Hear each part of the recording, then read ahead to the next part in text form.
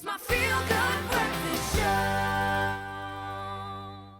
Welcome back, you beautiful people, right here to your Feel Good Breakfast show on SABC3. Now, last week, the Minister of the Department of Health announced the procurement and deployment of 100 Emergency Services Motorbikes to rural areas within the Eastern Cape. Now, this being an effort to help fight COVID-19, as well as provide much-needed medical care to the elderly and sickly who cannot be reached by ambulances in the areas. Instead, in cases of emergencies, the Emergency Services Motorbikes would pick up and transport sickly individuals to the nearest clinic. What an intervention. And now the MEC of Eastern Cape Department of Health, Ms. Sindiswa Gomba, joins us on a phone call to tell us more about this initiative. MEC, good morning. Thank you so much for making the time. Good morning to you and the listeners. Let's talk about this intervention. What is the goal of the EMS Motorbike Initiative, and what problem are you trying to solve over there in the Eastern Cape? Maybe let's first start with how we are saying it's EMS. In our view, it is not EMS. It is what you can call scooters or bikers, but they're dealing with medical issues. And in particular, the community part of it. And much as these bikes now are only taking the part of assisting with COVID, they initially were not meant for that. These scooters initially were meant for our services in terms of community health workers. However, as that process was moving at its own pace, we don't saw it important, since as the Eastern Cape would want to strengthen the listing and tracing part of conduct. So to a certain extent, they would come in handy in ensuring that we do that. On their actual design package, having to use them for our community health workers, they are meant to augment and ensure that the Eastern Cape territory, which unfortunately sometimes makes it difficult for people to even access an EMS or an ambulance that's standing there. Majority of people would be taken on wheelbarrows and other issues, even houses. So to a certain degree, this will come in handy. It is not solely going to work on COVID. Remember, our work will continue as health. So that's exactly the use of such in a nutshell. Because I'm not sure about the time you have. I know I've got little time. So I'm summarizing it in that approach.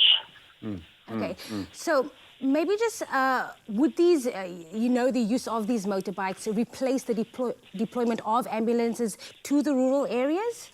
Would be what? Would these motorbike services, will this replace the deployment of ambulances to the rural areas in the Eastern Cape? Let's not immediately put in ambulances. Ambulances will be about linking people to households. The ambulances are going to be working with community health workers in clinics.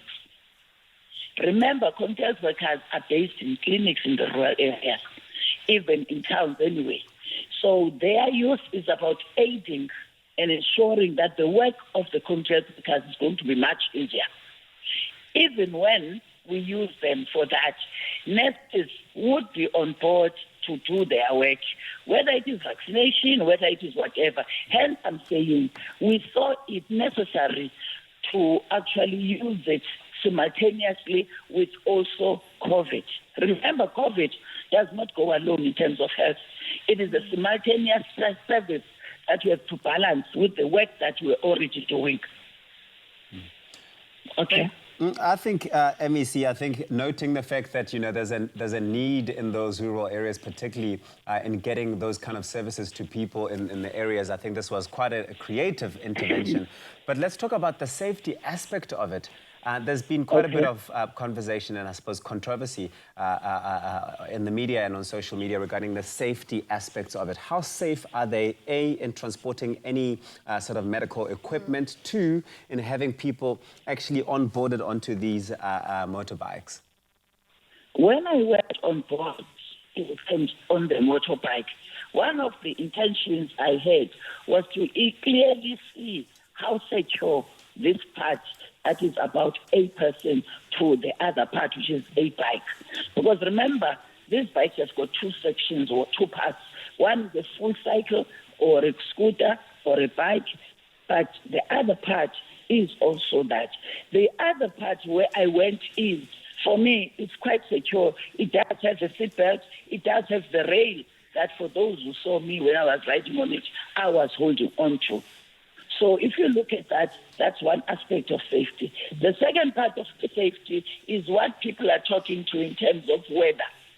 When you look at that, you see that there's a hood, but on the side, there is a rolled canvas.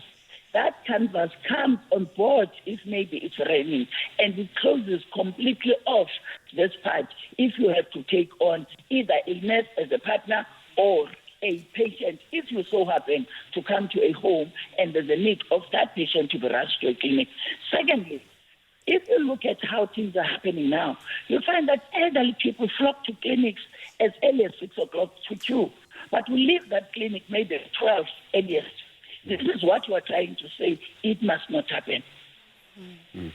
Well, there certainly clearly is very much a need in the Eastern Cape for responses to medical emergencies in this way, and to see an intervention like this, like I said earlier on, I think is a creative thought. It's just about trial and error, I suppose, at this stage. But if people can be helped in the process, That one is natural in any new event. Absolutely. But thank you so much, MEC Gomba, for joining us and for giving us your time. And hopefully this is a successful project out in the Eastern Cape. Absolutely. We hope that this initiative will continue the goodness. And thank you so much for joining us this morning and for your time.